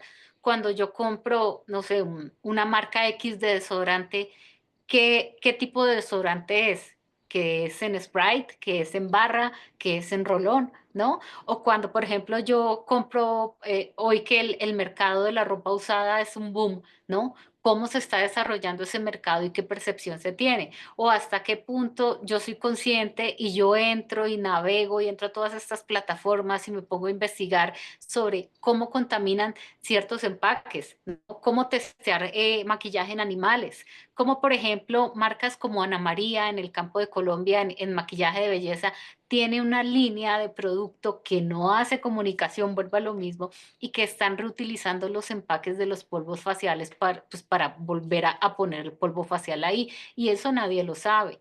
No solamente se trata de conservación del medio ambiente, sino también de disminución de costos a nivel empresarial.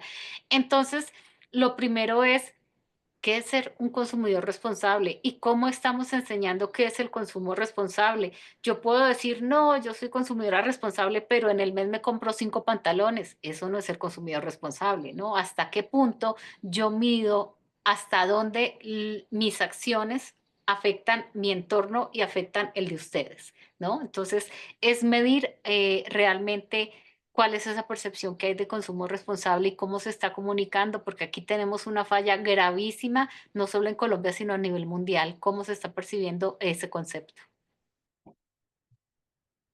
Yo quería preguntar, Adelante, profesor Pozo.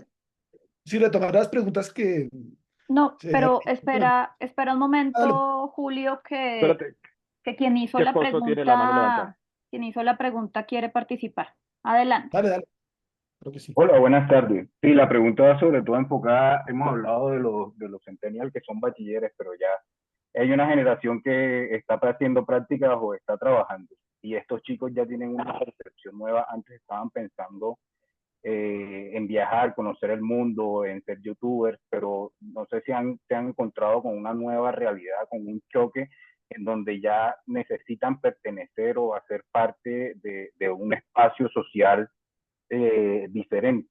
Entonces, como el ser adulto hoy por hoy los está llevando a consumos, a pensar o proyectarse en consumos de vehículos, en pagar el arriendo.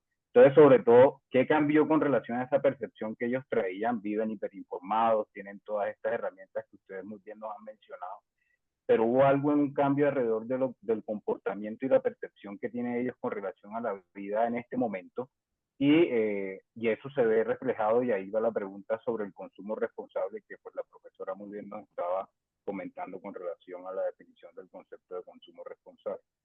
Gracias. Sí, señor, miren, veámoslo a nivel de vivienda. Y hoy en Bogotá salimos y vemos cuáles son las construcciones que estamos teniendo y todas son vivienda de 29 metros cuadrados. Eso tiene que ver con consumo. Hoy los jóvenes no quieren el tema de mobiliario tenerlo como tal. Ellos con menos viven mejor. Estos jóvenes que ya trabajan y que se pagan, que están súper informados, hiperinformados, realmente ellos están buscando una satisfacción en pequeños segmentos de mercado. No es como antes que era la aceptación total, seguramente porque ya trabajan y ya tienen un foco diferente, pero ellos están buscando vivir tranquilamente, vivir con menos, pero cómodamente, ¿no?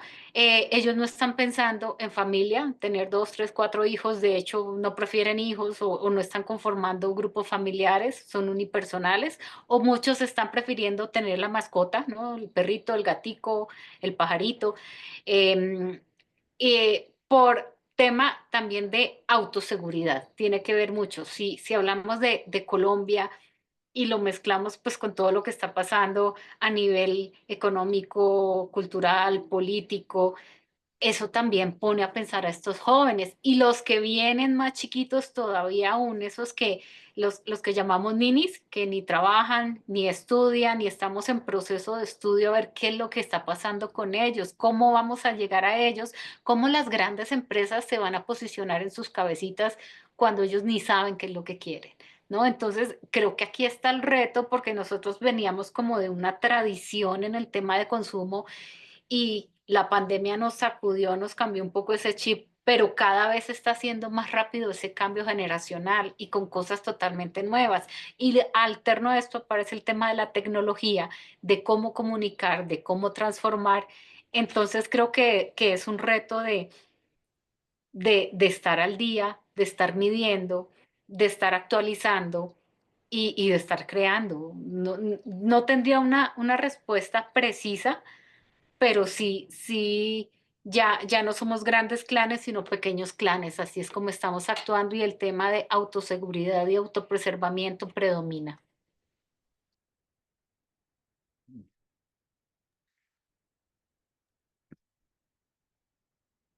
Bien, gracias, profe. Sí, gracias, profe Mónica. eh, Tenemos más preguntas, me imagino. Yo tenía una claro pregunta. que sí. Hay algunas preguntas que ya, pues que estaban aquí en la redacción, pero creo Ujú. que les han dado respuesta. Pero me queda a mí una pregunta y es, ¿qué nos queda a los padres de familia? O sea, la pregunta es bastante rara, pero ¿cómo podemos, y los profesores, los adultos, los padres, qué nos queda para decirles a ellos? O sea, ¿cómo podríamos abordarlos? ¿Cuál sería la estrategia que pudiéramos implementar para conectarlos, los que somos profesores o padres de familia de chicos así? ¿Cuál sería la estrategia que ustedes nos pueden aconsejar? Julio, yo creo que vuelvo a insistir en lo que había comentado. No sé si tú tengas hijos, yo los tengo, pero si yo veo a llegar a mi chico del colegio y él está haciendo desarrollos en Tinkercad o le piden o le permiten trabajar en Stable Diffusion para traer una tarea y yo no sé ni cómo se come eso, porque lo que me estás diciendo ni lo entiendo ni lo sé pronunciar, entonces hay una distancia. Entonces yo me voy a un lugar de mi casa a ver televisión y el chico se queda encerrado en su computadora haciendo la tarea, ¿sí? Entonces el mayor problema de comunicación que hay entre esta generación y sus padres radica precisamente en la brecha tecnológica y en la falta de interés de los adultos de querer actualizarse. Entonces, esto aplica para los profesores, pero también aplica para los padres de familia. Hay padres de familia que no saben, por ejemplo, que TikTok está repleta de consejos para el tema de práctica de bulimia y anorexia. De eso tengo una investigación que está publicada en un artículo.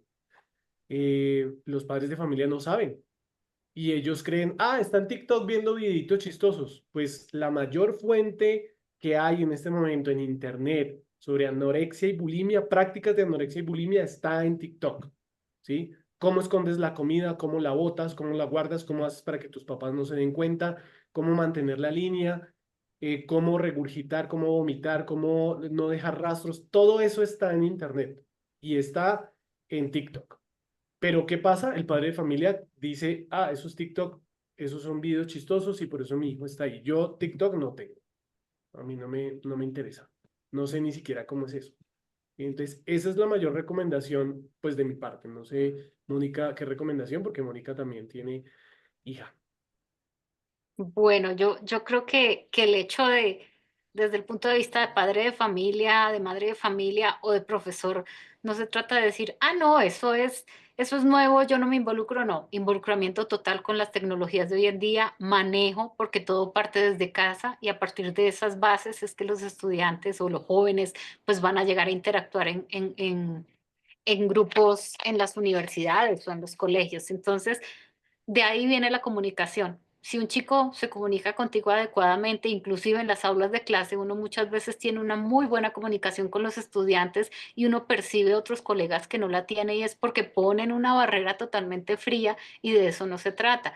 Los profesores somos psicólogos también sin querer queriendo, ¿no? Y llegamos a identificar algunos muchachos que están retraídos o algunos muchachos que están teniendo problemas pero que no lo saben expresar o no saben a quién llegar. Entonces, también estoy de acuerdo en que hay que ir de la mano con la tecnología, aplicar esa tecnología a los procesos de enseñanza, aplicar esas tecnologías para informar sobre lo que es consumo responsable, sobre lo que es generaciones, ¿no? Poder identificar esas generaciones y desde el punto de vista empresarial, mirar como todo ese conjunto de personas que se llaman clientes, porque es que sin los clientes no hay empresa, cómo llegarles a diferentes edades y cómo llegarles a diferentes segmentos buscando satisfacción de necesidades y deseos. Hasta allá es que vamos. Si no hay clientes, no hay movimiento de mercado, pero para eso yo detrás tengo que tener como una industria de cómo comunicar. Y a diferencia del profe Carlos, a mí sí me gusta TikTok porque a pesar de que hay muchas cosas negativas, TikTok también ofrece formas para comunicar o estrategias o es una plataforma por la cual yo puedo llegarle al estudiante de una manera más sencilla. Entonces yo puedo coger lo bueno que puede tener esa herramienta y utilizarla en mis clases. Yo lo hago personalmente y me ha funcionado hasta el momento, pero pues también los estudiantes cuando están solos fácilmente están pegados todo el día a la tecnología y pueden caer en videos que no son los más recomendables. Correcto. Profesores, miren, el tema de esta temporada, de esta cátedra DAC, es hábitats digitales. Creo que lo que acabas de hablar tiene que ver un poco con eso. Y es, eh, ¿se imaginan ustedes qué puede pasar en los próximos 2, 3 años con el impacto que va a tener todo lo que viene con Meta, realidad virtual, bueno, todo lo que ya está, pero aquí en Colombia, pues como llega en tercera ola, llega en los próximos 2 años? Eh, ¿Cómo va a ser el impacto? Si el panorama es tal cual ustedes lo han arrojado ahorita con lo que ha pasado, entonces, ¿cómo será esa medición después de que pase como esa adaptabilidad al hábitat digital? Pues mira, yo quería compartirte algo que me pareció interesante, por no llamarlo de otra manera. Y es que en una reunión, porque precisamente la que me dijo eso fue la rectora del Colombo Gales, me dijo, profesor, usted tiene que seguir investigando, pero ahora lo que tiene que investigar es la inclusión de los papás dentro del estudio, porque se nos viene un cóctel tremendo y es millennials como papás y alfas como estudiantes. Entonces me dice ella, usted no se imagina, yo me puedo gastar una hora diciéndole al millennial que el que está al lado es su hijo, no el roomie ni la mascota, que es una vida y que es una responsabilidad, ¿sí? Cuando los llamo a reuniones de cosas graves que han pasado. Entonces, pues se nos viene un reto investigativo, no podemos seguir investigando, ese es un reto investigativo enorme y es que no podemos solo investigar a la generación, sino también a esa vinculación con sus padres de familia, porque sí, se nos vienen los millennials docentes, sí, hay que pagar por ver. Entonces se nos viene un reto interesante. Mira que también aquí vale la pena hablar de algo que hoy estamos viviendo, es el chat GPT, ¿no? Cómo el estudiante lo utiliza y cómo el profesor la evalúa. ¿Qué está evaluando? ¿El contenido de papel o la capacidad analítica que tenga el estudiante de poder transmitir eso que puso en el papel? ¿Cómo lo está entendiendo y cómo lo está llevando? Entonces, volvemos ahí, ese es el reto a los que los profesores estamos hoy expuestos sin dejar de la mano pues la capacitación permanente y bueno, ¿cómo será esto en 20 años? Uno ya ni sabe. Y hay otro aspecto Muchas gracias. que dejar ahí en el aire para que lo pensemos, y es el asunto de la posverdad, ¿no? Determinar qué es mentira, qué es verdad, qué es tergiversación, qué es sesgo. Eso, por ejemplo, es un reto que sigue siendo, pues no es nuevo, ¿no? Pero sigue siendo, digamos, lo que se viene, lo que se avecina es mucho más inquietante, ¿no? Lo del asunto esto de la posverdad. No sé qué opinan. No, no me escucharon. ¿Aló? Sí, sí lo escuchamos en lo que nos dejó pensando. Pues Ah, no, no, Sí, eso. Sí. una pregunta un poco difícil, Julio. difícil porque efectivamente, o sea, la inteligencia artificial nos está produciendo contenido en donde en este momento los más perjudicados son los boomers porque muchos de ellos creen en esas imágenes que se publican en esos videos y caen en muchas estafas. Ese es el principal grupo objetivo, Pero sí, por supuesto, en el tema educativo se viene un reto enorme en el sentido de esa falta de profundidad que tienen estos mismos estudiantes que no leen. Todo es superficial, no hay una profundidad. Entonces, esta misma posverdad se alimenta precisamente de la falta de profundidad, de la falta de esa profundización con la lectura, ¿no? Creo yo. Y mira que con lo que estás diciendo, cuando vamos a las ferias del libro, es muy triste ver cómo muchos papás prefieren no llevar los niños a la feria del libro porque ni siquiera ellos están leyendo, ¿no? Entonces, eso es lo que están transmitiendo. Y hoy en día, en la feria del libro, vuelvo al ejemplo, no solamente es el texto, sino hay muchas otras formas de interpretar y de comprender la lectura. Entonces, eso hace parte de ese reto de información e información veraz, no información que está en cualquier tipo de plataforma, sino información veraz, información que valga la pena, información constructiva para todos los procesos y en especial en este que es el de aprendizaje y habitabilidad digital, ¿no? ¿Qué tanto me sirve a mí una herramienta y qué tanto no me sirve? ¿Cómo aplicarla desde la publicidad, desde el mercadeo, desde la antropología, desde el diseño, cómo trabajarla y cómo adaptarla a lo que yo tengo alineado dentro de unos resultados de aprendizaje? ¿Cuáles son esos objetivos que yo quiero conseguir en una asignatura? Yo ahí, si me perdonan, quisiera hacerles una pregunta a Mónica y a Carlos sobre la categoría, sobre la misma categoría Centennials como un escenario de análisis. Si se tiene en cuenta que el concepto como tal, y me corrigen si no estoy en lo correcto, tendría una génesis en el marketing, ¿cómo desde una categoría con con esa génesis, con ese punto de partida, puede entrar a analizar otro tipo de escenarios de acción a los que yo personalmente considero que necesitan una mirada, por ejemplo, desde el materialismo histórico, y cómo corremos el riesgo por la génesis del concepto de pronto llegar a escenarios en los cuales habría que entender que la categoría no da, o que la categoría habría que cruzarla, por ejemplo, con nociones como el capitalismo tecnológico, como la misma relación de clase. Hay algo que a mí me llama mucho la atención de su estudio, pues que obviamente para preparar esta conversación con los estudiantes lo leí, y es que en los jóvenes y en las mismas, y en lo que nos cuentan, se habla poco de la precariedad, se habla poco del escenario tan, no quiero decir fatalista, pero el escenario laboral tan oscuro que se les viene a ellos. El endeudamiento, la desigualdad, la misma alineación, o sea, si nos ponemos desde el materialismo. Entonces, si quisiera saber cómo en qué momento uno como investigador sabe que hasta acá me llega la categoría. O sea, no le puedo pedir más esta categoría porque sencillamente me tengo que ir a una génesis en la cual esos otros conceptos pues no estaban. Lo digo porque estamos atravesando educación, estamos atravesando escenarios conductuales. No sé, ¿cómo ha sido ese reto? Bueno, yo te lo voy a responder desde el punto de vista comercial, que es el mercadeo. Y aquí todas las categorías para mí se llaman clientes.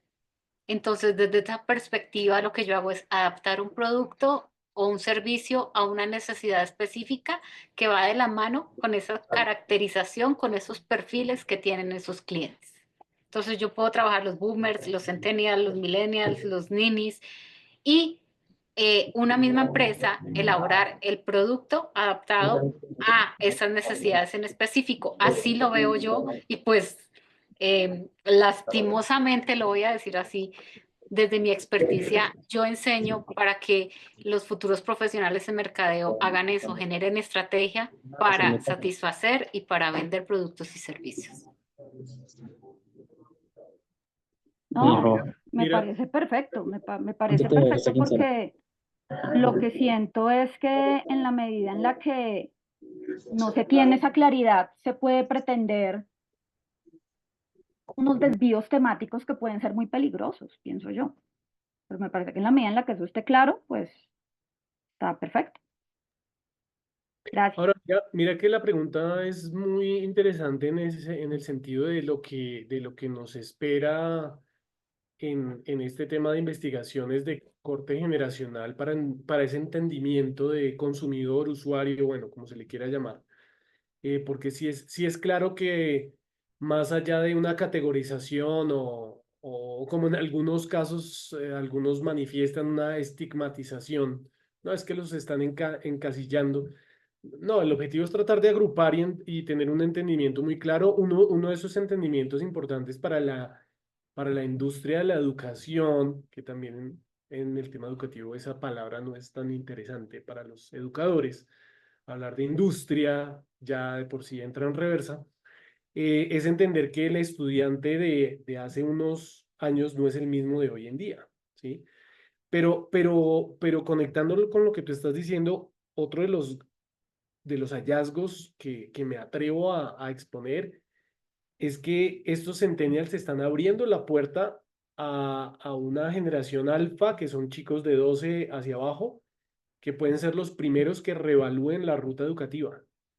Entonces podríamos tener a estos primeros chicos que van en colegio, que están apenas pasando de primaria a secundaria, y podría ser los primeros que terminando colegio eh, puedan reevaluar ese camino educativo que ha sido planteado desde hace muchos años. No es que usted estudia, termina el colegio y entra a la universidad.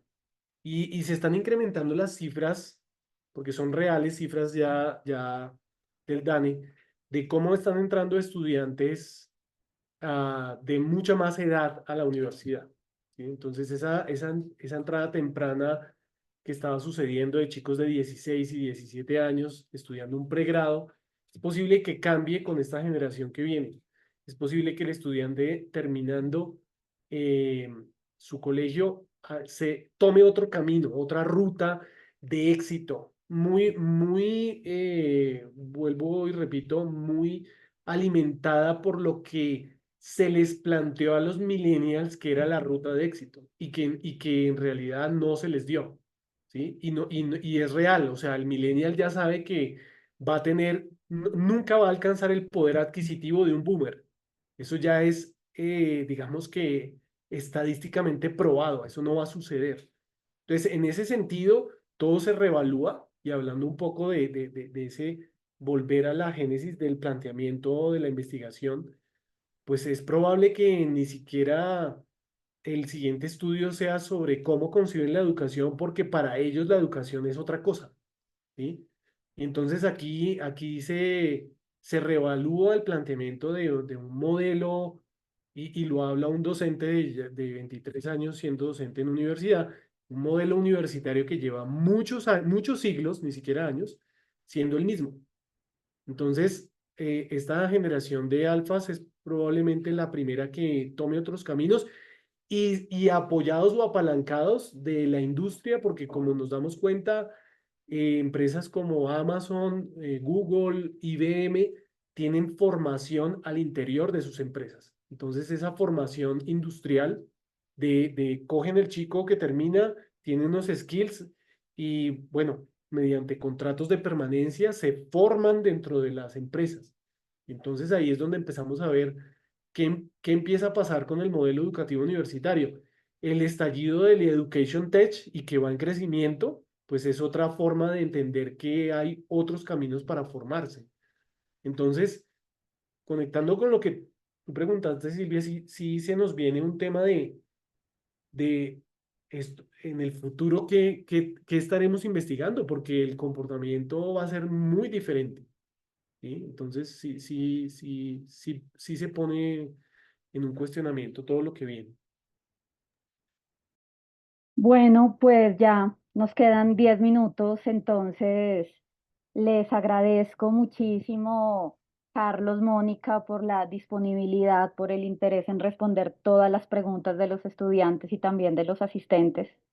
También a Julio, a Camilo y a Viviana, que estuvo con nosotros indirectamente, muchísimas gracias. La semana que viene no nos vemos, es semana de receso en la Jorge Tadeo Lozano, entonces no hay sesión, pero volveremos entonces ya el 30 de septiembre, la siguiente sesión, para continuar con estas conversaciones. Bueno, Hasta Bueno, luego y Silvia, muchísimas gracias. Muchas Y gracias. nos vemos en otra oportunidad. Claro Muchas que sí, gracias. acá bienvenidos, acá bienvenidos. Gracias.